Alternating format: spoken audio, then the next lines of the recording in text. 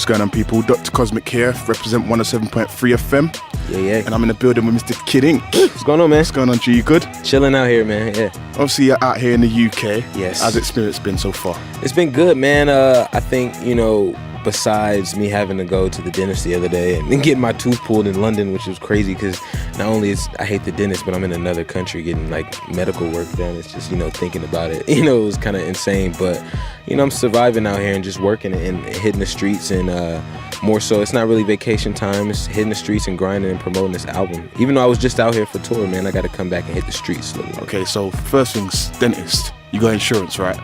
I got insurance at home, but not out here. So it just paid it right out, but it was a situation where, man, my tooth was hurting so bad, it didn't matter. I was gonna pay that man whatever he needed to take that tooth out. I hear that. Obviously, you're doing your thing in America, but now you come over here, it's like a whole nother ball game. Yeah. So what's it like trying to establish yourself in the UK?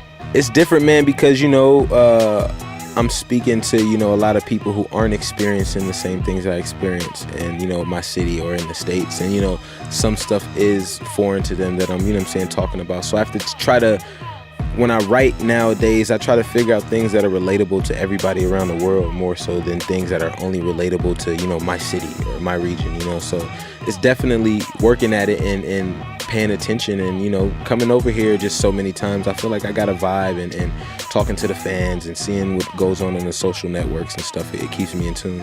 Okay. And obviously you released your hits, Show Me. Yeah. Done a Madness. Certified gold. Yeah, man, we just hit gold. It's crazy, man. That's big things, Yeah, it's big things out here. We hit gold a couple weeks ago, and we've surpassed it now, at least by 100,000. And I feel like we're moving on to that platinum, man. And if I can get that platinum plaque, then it's just taking it to a whole nother level, man. We're doing big things. Okay, with that song, obviously it samples Robin S. Yeah. Was that intentional? No.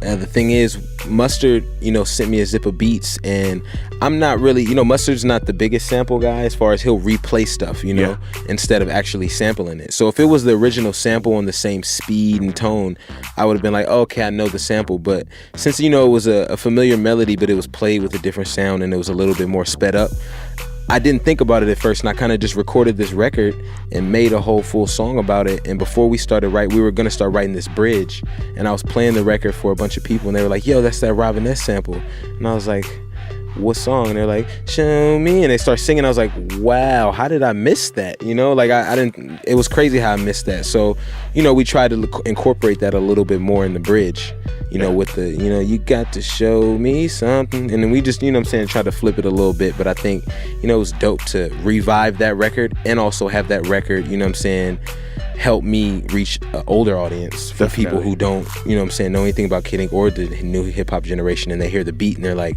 yo, that's that one. Oh, okay, I like that, It's def. And obviously you got Chris Brown on the song. How did that come about? The Chris Brown feature, man, I just reached out through social networks and, hit him up with a direct message like, yo, you trying to get in the studio? I can email some stuff, or not. And I feel like it's a way that a lot of people hit each other up nowadays, because it's one of those things where I'm not trying to be the rapper who I walk by the guys and I'm like, yo, what's good? I'm kidding, let me get your number. It's not really, that we're still not, everyone's not best friends just because we're celebrities. Some people forget that, but when you're on social network and someone follows you and you follow them back, it's kind of more of an incentive that they actually kind of rock with me to an extent, obviously. Yeah. So if I DM you, you're gonna see it, and then you make a decision whether or not you want to hit me back. And I've had people do it to me all the time, and he hit me back, man, and we got into the studio and rocked out for a good 9 hours. But we only needed 2.5 hours for the actual session. The rest of it was just mixing and talking to the engineer, playing album stuff, playing other stuff that wasn't ever gonna come out, and just having fun in the studio thing. Okay. And have you ever hit someone up on the DMs and they just didn't get back at you?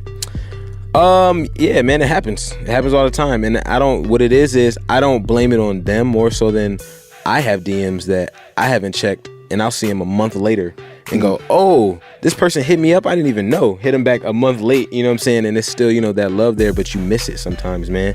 And I've been checking mine lately more because people have really been hitting me up and trying to reach out, because it's harder sometimes to go through managements and labels and this and that, when you could just be like, yo, I got a record, what you think, man? So it's definitely, I try not to ignore too many people, and you know, the ones who do, I just kind of give it the benefit of the doubt that, man, they're busy. It's not like, you know what I'm saying, the people who have aren't really busy, and I respect that, you know. Obviously the album In My Own Lane, that's like a very like driven title. What did it take for you to find that lane that you're in now?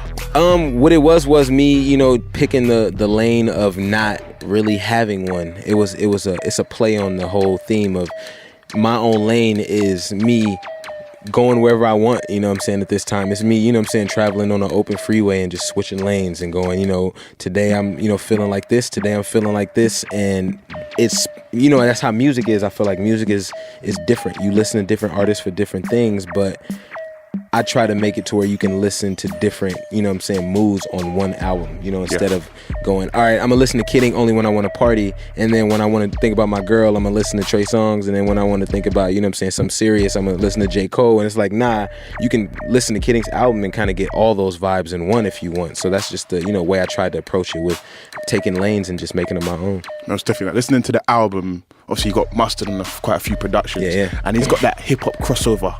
He's got that on Smash. Yeah, man. How did the link up with Mustard come about? Man, the thing with me and Mustard is it's really just, I met Mustard before, you know, the production thing, when he was just first working with YG.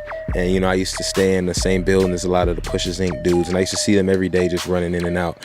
And from there, man, when he started getting his records together, and I told him, you know, when we got the deal, I was like, yo, it's, you know, let's get something out. It's time. It's, you know, perfect time to do something big for the West, and do it differently, though. It's not, I didn't want to take Mustard sounds that sounded like something already out, and people be like, yo, you tried to make a song like this person. I kind of waited, and I just wanted to let Mustard grow as a producer and see what he would come up with later on. And I think he's grown so much, and he's been coming up with so much new stuff that people that now are releasing all his older beats, like they're doing records over his older stuff, where his newer stuff sounds way crazier than a lot of that stuff, man. So, you know, it was really just linking up with him and him sending me zips every time I ask for a zip. You know, every 2 weeks he makes a bunch of new beats. So, you know, sending zips and me just picking out those records like Show Me and Main Chick. Main Chick was actually a record that didn't come with the beat. It came with the hook on it from Mustard. He sent that over to me, and you know, then we just did the Rolling record, was something I did at the end of the album process, just naturally. At first it was supposed to be one Mustard record, and it ended up being 3, just on natural vibe. Okay, couple more. When you're writing songs, how do you do it? What's the process? When I'm writing songs, you know, I'm usually just killing my laptop on the way to the studio, listening in the car, making sure I know what beats I want to just play on the big speakers, because everything sounds different in the studio. So I go through and listen to different stuff in the studio, and initially just go through about like the first 5 beats that I have stashed and see which one has an initial melody to it, and if I can rock with it and already bounce and vibe to it, then I take that as my first, you know, initiative. And then if I look around and the studio is bouncing to it subconsciously, but they're not, you know, even looking at me or paying attention, they're just naturally just bobbing their head, you can really pay attention and know the difference between the beats. So I'll play some and some people don't move, but then I'll play other ones and people will move a certain way, or they'll look up and go, that's the one, you know, or something like that. So I take that as my second, you know what I'm saying, thing in the studio. And then after that, I go in and just start coming up with these melodies and seeing which words fit naturally and sound good. I don't want to force any words against the records. And then we come up with the concepts just after that, just letting it all feel natural and vibe. I don't ever want to set like, all right, I'm doing a project called In Space and all the records have to be about the moon and the stars. And you know what I'm saying? As soon as we go in the studio, all I'm thinking about is spaceships, when, you know, it's just got to record and have fun and let the, you know, album titles or song titles come naturally just at the end. And do you know any UK rappers?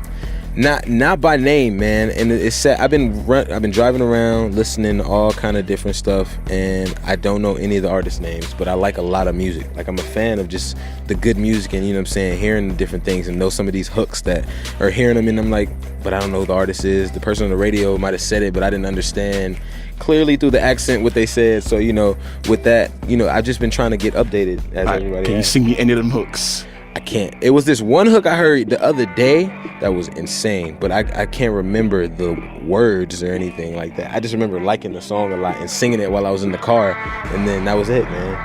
And finally, if you could work with any artist, dead or alive, who would it be and why? Who would it be and why? Man, right now, I really would love to get in the studio with Mace. I think that could be something dope for me. It would be not only an accomplishment for me looking up to him as a, you know, one of the dopest artists in hip hop. It feels like, you know, he still has he left the game a little early, but still made such a stamp that people follow, and people still redo his records to this day and take his lyrics, and it's pretty crazy, you know what I'm saying? Yeah. Gotta respect that, yeah.